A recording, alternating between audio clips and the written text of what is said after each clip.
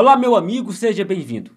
A deputada do PSL, Carolina de Toni, desmascara Maria do Rosário e Henrique Fontana.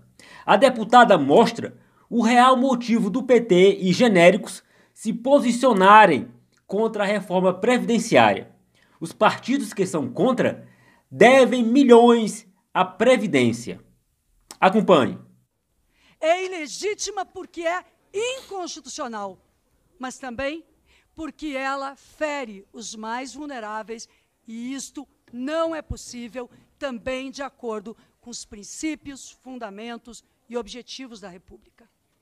Ou a leitura da Constituição é feita de forma sistêmica e cumprimos o nosso papel em defesa das cláusulas pétreas, para que a democracia e este parlamento preservem também os seus poderes e atribuições em defesa do povo brasileiro, ou estaremos sucumbindo a um projeto de ditadura que hoje nos tirará o direito de legislar sobre matéria constitucional, amanhã nos tirará o direito de legislar sobre outras matérias e depois nos tirará os direitos de existir e virão novamente, talvez com um cabo e um soldado, apoiados em alguém, fechar o Supremo Tribunal, atacar o parlamento brasileiro. Por isso, sou ciosa da autonomia entre os poderes, da harmonia e da Constituição. Porque quando tudo nos faltar, senhor presidente, quando falta tudo a uma nação, que se preserve a Constituição. Quando nada existe, quando não temos segurança na competência de um governante, vale a Constituição. Quando não temos possibilidade de proteger os mais vulneráveis, porque maiorias eventuais, ideologicamente dispersas e com discursos preparados e anotados e lidos neste plenário, falam em honra, quando isso significa tirar dos mais pobres, ainda nos restará a Constituição. E em defesa da Constituição, e com a compreensão sistêmica e ampla das suas cláusulas pétreas, considero que o relator apresentou uma peça inadequada para o momento que estamos vivendo. Este é o jogo aqui, assim a disputa do governo Bolsonaro, que quer garantir um mercado privatizado com a previdência pública que os brasileiros conquistaram com décadas de suor e muito trabalho. Isto é inconstitucional, isto fere cláusula pétrea, isto prejudica os mais pobres e nós não devemos aprovar esta matéria aqui. Palavra a deputada Carolina de Toni. Senhor presidente, membros aqui da comissão, povo brasileiro que nos escuta e acompanha atônito esta movimentação da oposição de tentar barrar algo que é fundamental para o futuro do Brasil. A realidade deve ser enfrentada e vamos ter que desvendar essa cegueira que assola a oposição, que vem aqui e mente para o povo brasileiro com dados irreais, mas a realidade é clara. Hoje, 94% do orçamento brasileiro é consumido com as despesas primárias e dessas, 48% é investido só na Previdência Social, só para pagamento de benefício. O sistema atual previdenciário entrou em colapso. E se continuar com esse rombo anual que vai crescendo, em 2031, todo o orçamento público brasileiro será só para pagar previdência.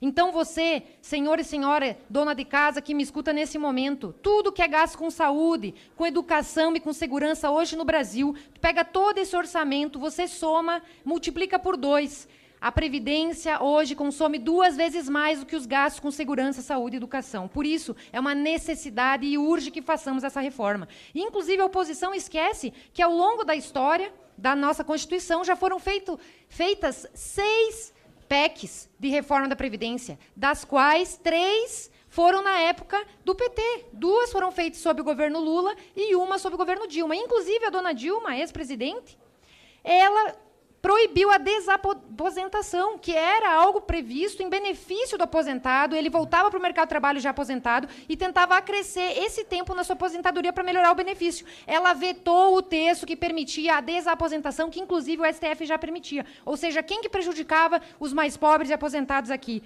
Não é o governo Bolsonaro. O governo Bolsonaro está em favor dos mais pobres e em favor dos aposentados, porque não adianta ter aposentadoria e não ter dinheiro para pagar. Então, nós temos que enfrentar a realidade.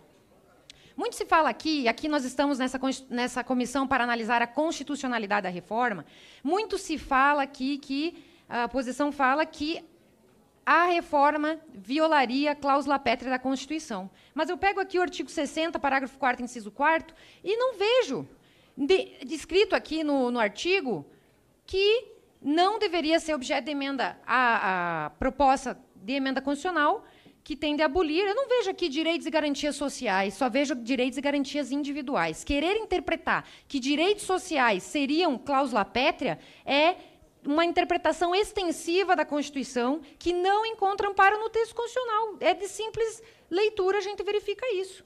Na verdade, os direitos sociais são normas programáticas, ou seja, está previsto no legislador constituinte como um objetivo que o Estado deveria atender ao longo do tempo, de acordo com a capacidade financeira. O fato é que hoje o que a Previdência consome não deixa dinheiro para poder investir nesses outros direitos sociais que a esquerda diz defender. Então, além de nós lermos e não está previsto nas cláusulas pétreas os direitos sociais, do qual está a aposentadoria no artigo 6º da Constituição, mesmo se, digamos que ele estivesse escrito aqui, no artigo 60 da Constituição, mesmo se tivesse escrito, poderia ser objeto de reforma, porque o que o artigo 60 prevê é que não se pode abolir os direitos e garantias. No caso, você pode alterar, modificar e adequar as regras. Então, mesmo se tivesse previsto, daria para alterar a forma de entrega dos benefícios e de estrutura da Previdência. O fato é que nenhum direito social é absoluto. Ele depende de algo que se chama a reserva do possível, ou seja, de que o Estado vai ter erário para poder atender esses direitos. E outra falácia aqui que nós devemos desconstruir, que a esquerda fala, é sobre o suposto princípio, uns da oposição chamam de princípio, outros de direito, na verdade eles nem sabem muito bem o que seria o hipotético princípio de vedação ao retrocesso social. Na verdade, esse princípio não está na Constituição. Esse suposto princípio saiu da cabeça de um livro de um jurista progressista de Portugal e só existe, na verdade, na cabeça desse jurista e da oposição. Porque não é porque um direito está só previsto num papel ou na Constituição que já significa um avanço. Ele vai ser um avanço se nós fizermos realmente a reforma da Previdência e tivermos dinheiro para poder custear todos esses direitos sociais. Porque eu sou a favor do direito ao lazer, à moradia, à educação e demais direitos sociais, mas para isso a gente precisa ter dinheiro. E é por isso que o governo Bolsonaro está com esse compromisso de ajustar as contas brasileiras e deixar um futuro para as próximas gerações. Sem isso, não haverá futuro. Vamos falar agora da suposta alegação de cobrança de dívidas. Porque se cobrasse a dívida dos grandes devedores, não precisaríamos reformar a Previdência. Em primeiro lugar, mesmo se cobrássemos e todos pagassem, não seria suficiente para acabar com o rombo existente. Ao contrário, o governo Bolsonaro criou normas ainda mais rígidas para a cobrança dos devedores, para dar mais efetividade a essa cobrança. E vamos falar aqui da oposição, dos partidos que devem milhões em Previdência Social e enchem a boca para falar da cobrança de dívidas, mas não pagam as suas dívidas. Está aqui no site da Procuradoria da Fazenda Nacional. PT deve 18 milhões de reais, PMDB 15 milhões, PCdoB 8 milhões, PSB 5 milhões, PSOL deve 1 milhão de reais em Previdência, MST 16 milhões e MTST 90 mil reais. Então, antes de vir falar em cobrança de dívidas, paguem as suas dívidas.